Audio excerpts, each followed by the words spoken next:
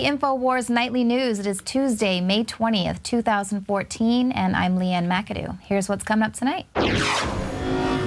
Tonight, President Obama claims he just learned of the secret veteran waiting list from watching TV. Then, police work to dispel negative public perception of military vehicles on American streets. And Satan is here, and he ain't going anywhere. We have your children. I would definitely punch him in the nose. Then I'd be like, look at the Christian being aggressive. You're calling for people's blood and saying your children belong to us. I mean, I just can't handle it anymore. Well, amid the fiasco at Veterans Affairs, a top official has resigned, but veterans' rights groups are saying that really does little to fix the problem. Veterans' rights groups are saying the resignation of Dr. Robert Petzel is disingenuous, it does little to fix the problem, and frankly, he's just a scapegoat. Petzel was the Undersecretary for Health in the Department of Veterans Affairs. A statement released by the Iraq and Afghanistan Veterans of America says, "We don't need the VA to find a scapegoat. We need an actual plan to restore a culture of accountability throughout the VA." Now, Dr. Petzel, he was set to retire this year anyway. It's highly insulting to them. It doesn't really show a lot of effort on the part of the Obama administration to show that they're doing a lot to change the problem by firing someone who was set to retire. It's basically just giving him an early retirement. Kind of reminds me of that very insulting firing of the IRS commissioner last year. Obama was trying to be big and bad by firing the acting IRS commissioner, Stephen Miller. He was hoping to quell the growing anger over the political targeting of Tea Party groups. And you'll recall that Miller was set to retire about 3 weeks before Obama, fired him. Both instances, the idea is trying to bring in new leadership to help restore confidence. But firing these top officials, again, they're saying it's not really doing anything to fix the problem. It's more of creating a scapegoat. And frankly, the chances are their orders are probably coming from higher up. So amid all of these scandals in the Obama administration, when is the top boss going to resign? I mean, when will he be fired by his bosses? We the people. Once again, Obama claims he didn't learn about this poor care that veterans were receiving until he saw it on the news. So once again, he was watching the old TV, and that's where he learned about how poor the care was that veterans were receiving. The White House Press Secretary Jay Carney responded to a question about when the Obama administration learned about the VA scandal, and Carney claimed that it was just last week when the TV reports surfaced. Now, on the same day that he claimed President Obama and his office were never informed about the growing scandal of secret wait lists at the Veterans Administration, other information emerged that proved that Obama was told about this problem up to 5 years ago. And these uncovered documents reportedly found that authorities in Washington knew about the scandal at the end of the Bush administration, and that news of the problem was then retransmitted to Obama after his election in 2008, which means the entire duration of his presidency, he's known about this. He's done nothing about it. Obviously, he inherited a poorly operating, Veterans Affairs, but he did nothing to fix the situation. And in fact, that was something that he campaigned on. He was highly insulting to the Bush administration for the way the veterans were being treated, and he pledged to reform it. But nothing's been done. And in fact, it's gotten worse, and veterans are now dying, waiting to receive care. But this isn't the first time that Obama claims that he didn't know about any of these scandals affecting his administration until he saw it on the news. I believe we learned about them through the reports. That's when we learned about them, and that's when, as I understand it, Secretary Shinseki learned about them. I heard on the news about this story that Fast and Furious. Everyone knows, the president did not know about this tactic until he heard about it on through the media. Something we found out about along with all of you. He found out about the news reports yesterday on the road. When did you first learn that the IRS was targeting conservative political groups? I first learned about it from the same news reports that I think most people learned about this. I think it was on Friday. When did he know that piece of information? When it came out in the news about a week ago Friday, I think. I certainly did not know anything about the IG report before the IG report had been leaked through the press. Isn't it reassuring to know that Obama has no idea about what's going on inside of his administration? Unless he watches it on the news, he doesn't learn about these scandals from any of his staffers. Rather, he just learns about these things from media reports. And he is the president of the United States of America, but he doesn't have any idea what's going on unless he watches the news. Meanwhile, we already know that the news gets their talking points directly from the White House, so I don't really understand that. But something else that's also reassuring, Wisconsin residents are now being told by police, don't worry, we're not going to shoot you with our new militarized police vehicles. That's right. SWAT team leader Lieutenant Jeff Malcor felt that it was necessary to relay the fact that the vehicle's gun turret had been removed and that the truck wouldn't be used to mow down the locals. He said, we have no ability to shoot out of it. All it does is allow us to get from one place to another so we can deploy our people, or if there's firing coming in, we can back up to a window or something to get people out.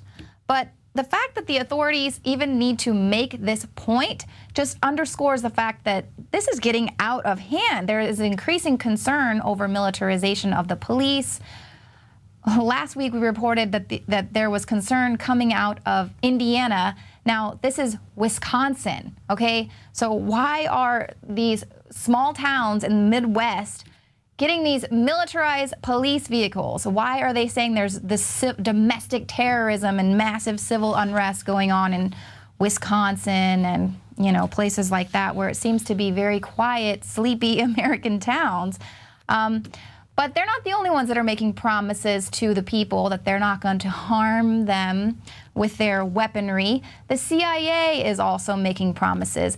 The White House now vows that the CIA will no longer conduct hoax vaccine programs as a cover for their spy operations. Isn't that nice? They've promised they're no longer going to hand out fake vaccines. Now, this tactic was used in the hunt for Osama bin Laden. They staged a fake Hep B campaign for kids.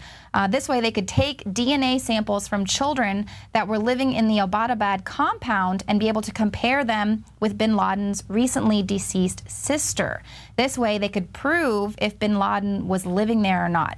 Now, after the vaccine hoax was revealed, violent attacks against immunization workers resulted in the death of 56 people in the last year and a half.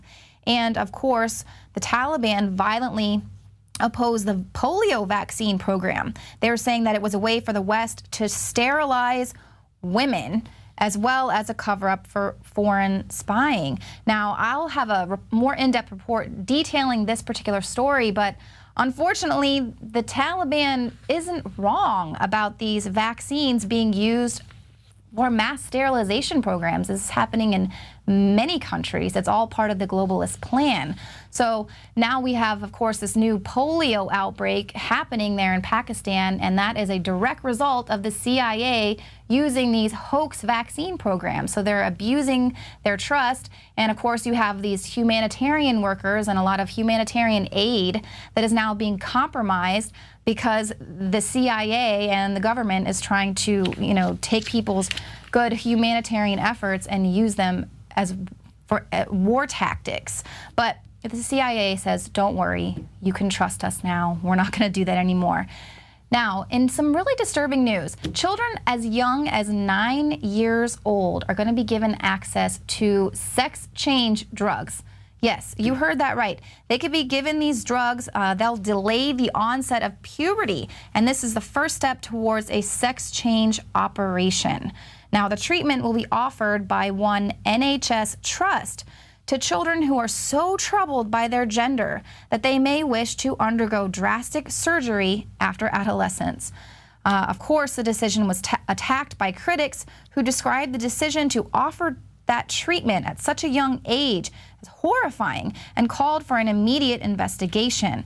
Now, monthly injections of the drugs known as hypothalamic blockers are used to slow the development of the children's sexual organs by blocking the production of the hormones testosterone and estrogen.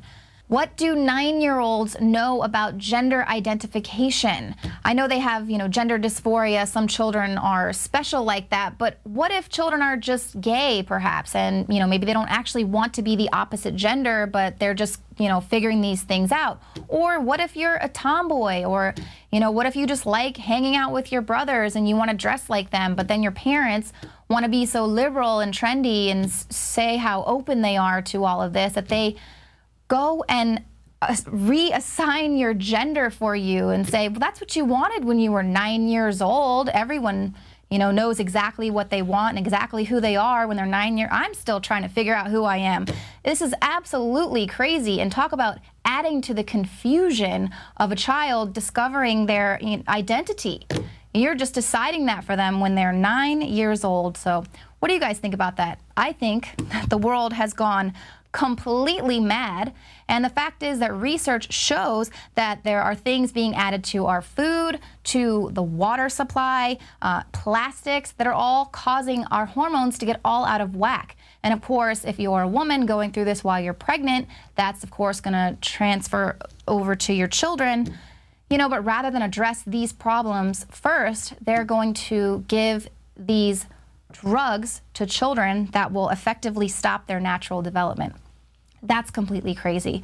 Now, one of the ways that people are learning about a lot of these harmful additives has gotten out there is via the internet. People have really been able to access a lot of information, been able to force companies like Subway to stop putting yoga mat material in their bread, or helped a lot of people gather and protest against Monsanto. The internet is one of the most empowering tools for freedom, and that's why it absolutely scares the globalists, and that's why they are trying to axe it worldwide. Now, if you want to look at this article up on INFOWARS.com by Paul Joseph Watson and Alex Jones, it's very informative, and it reveals the plan to kill the internet. So you're going to want to start watching for these things. We got the death of net neutrality. Of course, if this is passed, it will allow the televisation of the internet, resulting in large companies forming monopolies and restricting consumer choice. Now, they promise that's not going to happen, but we all know where this is headed. We've got intelligence agencies manipulating the internet with deliberate disinformation. Documents that were recently released by whistleblower Edward Snowden confirmed that Western intelligence agencies are deliberately flooding the web with disinfo in order to inject all sorts of false material onto the internet in order to destroy the reputation of its targets. We all know about the government-paid trolls and how they're trying to sway public opinion. In 2010, Canada's CTV News reported on how federal authorities were paying companies to correct misinformation on web forums. Now, the obvious function of that program was to manipulate public opinion on key information like news reports. And this would create the illusion of consensus. And then we've got mainstream news websites killing their comment sections. This is in order to drown out dissident voices that would challenge the prevailing status quo. And studies confirm that article comment sections, for better or worse, are heavily swaying public opinion. So obviously, with the mainstream news shutting down the comment section, that's just another attempt to dictate reality. We also have government agents and their allies infiltrating chat rooms, online social networks, and sometimes even real space groups in an attempt to undermine conspiracy theories. So constantly repeating the necessity for restrictive cybersecurity regulations to be applied to the internet, to prevent cyber attacks. Meanwhile, the United States has been behind all of the recent major cyber attacks. And of course, now we're learning about the Chinese hackers stealing company secrets. So of course, that'll be a huge push for corporations to, get tighter internet control, of course, because they don't want their company secrets being stolen by foreign governments. We got the internet kill switch, new taxes and regulations, SOPA, CISPA, the FBI's internet backdoor. And Alex Jones and Paul Watson say the end game, the ultimate end game for the bid to kill the internet as we